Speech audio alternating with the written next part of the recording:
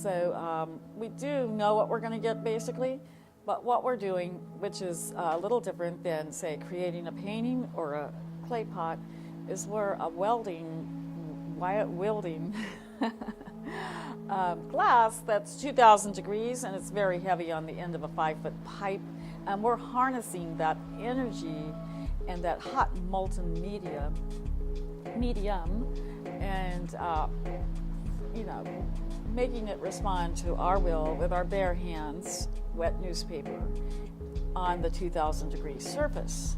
So more or less, we have to have our design ready to go. We have to have things planned out. We know seconds make a difference. And we're not only making the piece, we're counting, we're timing, we're listening for the pitch of the glass when we ding it on the metal table that we have our design on. We've just been waiting for that piece in the middle of the process, that design, waiting, because no time to design at that point. It's got to be ready to go. So once we take our last gather of crystal over our bubble, we're going to roll it into that design and let that spontaneity occur within boundaries of our design. So we're making choices at that moment, but we're also planning it out well before we begin. And that's halfway through. So we've got to that point that we're doing good, we got the design on, but we're still having to manipulate the glass, we're still having to stretch it. Gravity is everything. Fine little things that you do to the glass make a huge difference, and if you do make a mistake, then you spend a lot of time correcting, and hopefully the piece will come out. But mainly it's a lot of careful action as well as spontaneous choices within a set boundary.